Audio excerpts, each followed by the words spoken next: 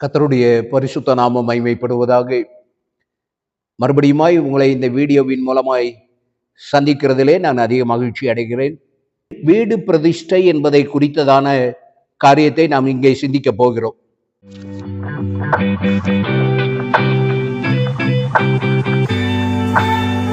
நான் ஒரு போதகராக இருக்கிறபடினாலே சபை மக்களும் சரி, எனக்கு தெரிந்த அநேக தேவ பிள்ளைகளும் சரி, தங்களுடைய வீடு பிரதிஷ்டைக்கு எனக்கு அநேகர் அழைப்புகள் கொடுக்கிறார்கள்.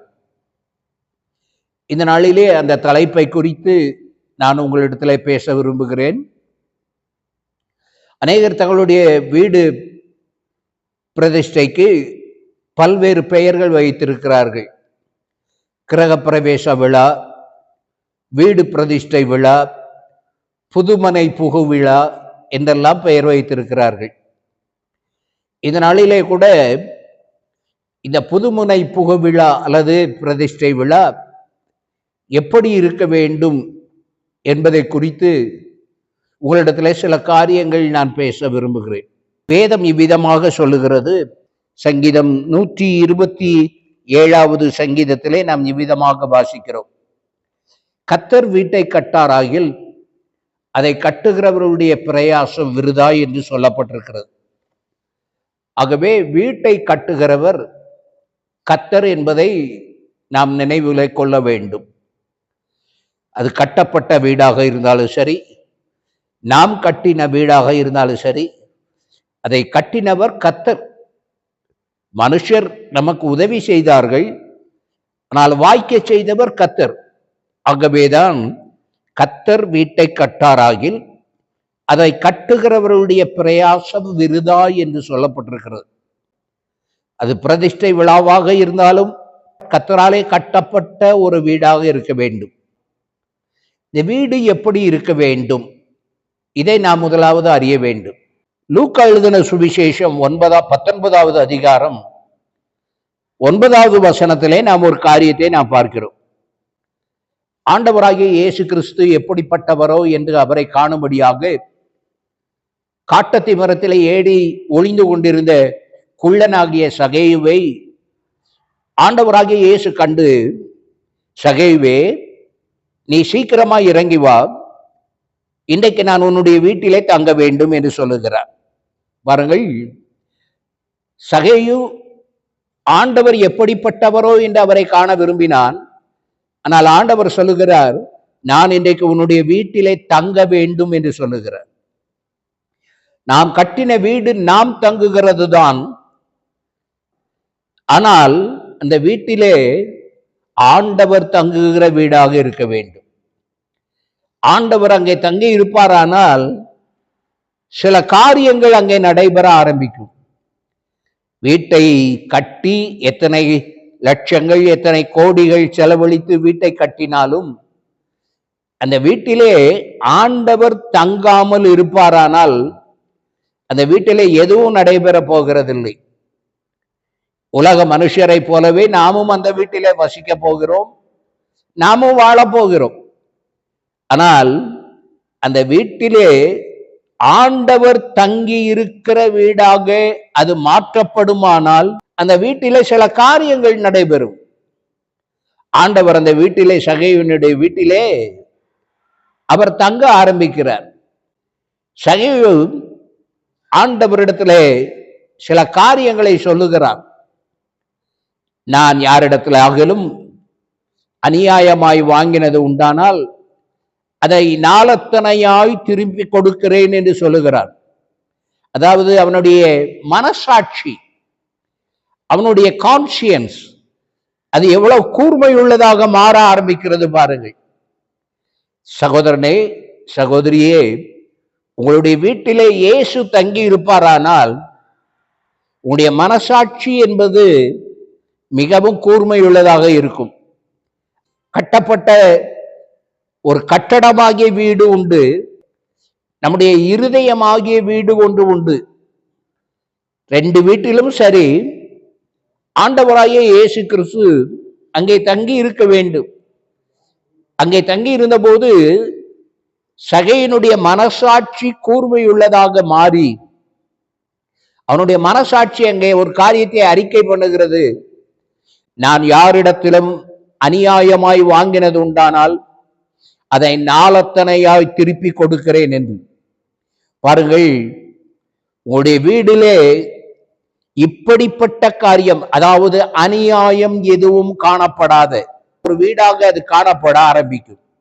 பாருங்கள், இயேசு தங்கி இருக்கிற வீட்டிலே அநியாயம் எடுக்கப்பட்டு நியாயமான காரியங்கள் அங்கே நடைபெற ஆரம்பிக்கிறது. அங்கே ஆண்டவர் சொல்லுகிறார், இன்றைக்கு இந்த வீட்டுக்கு ரட்சிப்பு வந்தது என்று சொல்லுகிறார். ஒருவேளை அநேக விதமான அலங்காரங்கள், போர்ட்டிகோகள், உங்களுடைய வீடுகளே அநேக விதமான அறைகள், வித்தியாசமான செயல்கள், அநேக காரியங்கள் வீட்டிலே காணப்பட்டாலும் அந்த வீட்டிலே ரட்சிப்பு இல்லை என்றால் ஒன்றும் பிரயோஜனம் இல்லை. முதலாவது அநியாயம் நீக்கப்பட்டது. இரண்டாவது ஆண்டவர் சொல்லுகிறார், இந்த வீட்டுக்கு இன்றைக்கு ரட்சிப்பு வந்தது என்று சொல்லுகிறார்.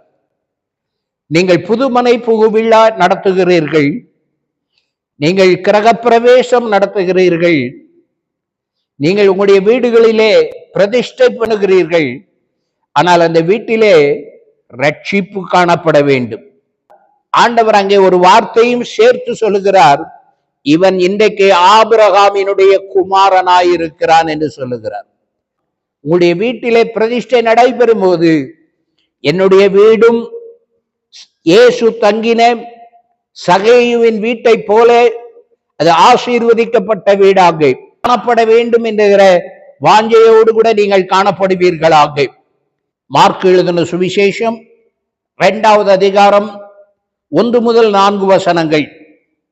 சில நாட்கள் இந்த சம்பவத்தின் மூலமாய் நாம் அறிந்து கொள்கிற ஒரு காரியம் என்னவென்றால், கப்பர்நகூமிலே ஒரு வீட்டிலே தங்கினார். சகேயுனுடைய வீட்டிலே இயேசு தங்கினார். கப்பர்நகூமிலே ஒரு வீட்டிலே இயேசு தங்கினார். உங்களுடைய வீடு, கட்டப்பட்ட வீடு, புதுமனை புகுவிழா என்று தலைப்பிலே அழைக்கப்படுகிற இந்த வீடு இன்று முதல் இயேசு தங்குகிற வீடாக காணப்படுவதாக. இன்னொரு காரியம் சொல்லப்பட்டிருக்கிறது. 122வது சங்கீதம் 7வது வசனம் இவ்விதமாக சொல்லப்பட்டிருக்கிறது, உன் அலங்கத்துக்குள்ளே சமாதானமும் உன் எல்லைகளுக்குள்ளே சுகமும் தங்கி இருப்பதாக என்று சொல்லப்பட்டிருக்கிறது. நம்முடைய வீட்டிலே சமாதானம் இருக்க வேண்டும். இயேசு இருக்கிற வீட்டிலே சுகமும் இருக்கும். யோபின் புஸ்தகம் 5வது அதிகாரம் 24வது வசனம், உம்முடைய கூடாரம் சமாதானத்தோடு இருக்க காண்பீர், உம்முடைய வாசஸ்தலத்தை விசாரிக்கும் போது குறைவை காண மாட்டீர் என்று சொல்லப்பட்டிருக்கிறது. எவ்வளவு ஆசீர்வாதமான வார்த்தை பாருங்கள். உம்முடைய கூடாரம் சமாதானத்தோடு கூட இருக்க காண்பீர். அது பெரிய வீடாக இருந்தாலும் சரி, சிறிய வீடாக இருந்தாலும் சரி, அந்த வீட்டை விசாரிக்கும் போது அந்த வீட்டில் உள்ளவர்களுடைய முகத்திலே ஒரு எப்பொழுதும் ஒரு மகிழ்ச்சி, தேவனுடைய பிரகாசத்தை நாம் பார்க்க முடியும். உம்முடைய கூடாரம் சமாதானத்தோடு கூட இருக்க வேண்டும். யார் பிரதிஷ்டை பண்ணுகிறார்கள் என்பதல்ல, எவ்வளவு நேரம் பிரதிஷ்டை பண்ணினார்கள் என்பதல்ல, எவ்வளவு பேர் கூடினார்கள் என்பதல்ல, அந்த வீட்டிலே இருக்கிறவர்கள் சமாதானத்தோடு கூட இருக்க வேண்டும். ஒருவருக்கொருவர், புருஷனுக்கும் மனைவிக்கும், மனைவிக்கும் புருஷனுக்கும், பெற்றோருக்கும் பிள்ளைகளுக்கும் தனக்குள்ளே சமாதானம். அது மாத்திரமல்ல, அங்கே சொல்லப்பட்டிருக்கிறது, உம்முடைய வாசஸ்தலத்தை விசாரிக்கும் போது குறைவை காண மாட்டீர். இயேசு தங்குகிற வீடு குறைவில்லாத வீடாக இருக்கும். சங்கீதக்காரனாகிய தாவீது 119வது சங்கீதம் 54வது வசனத்திலே விதமாய் சொல்லுகிறான், நான் பரதேசியாய் தங்கும் வீட்டிலே உம்முடைய பிரமாணங்கள் எனக்கு கீதங்களாயின என்று சொல்லுகிறார். பூமியிலிருந்து நித்திய வீட்டுக்கு ஒரு நாள் நாம் செல்ல போகிறோம். அதை நினைத்து கொண்டு தாவீது சொல்லுகிறான், நான் பரதேசியாய் தங்குகிற வீடு. தாவீது எங்கே கூடாரத்திலே தங்கினானா? தாவீது வீட்டிலே தங்கினானா? எங்கே தங்கினான் என்றால் அரண்மனையிலே தங்கினான்.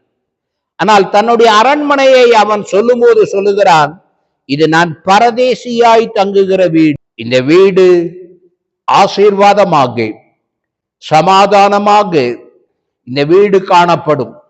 அப்படிப்பட்ட மேலான ஆசீர்வாதம் உங்களுடைய வாழ்க்கையிலே என்றென்றும் காணப்பட கர்த்தர் அருள் புரிவாராக. ஆமென்.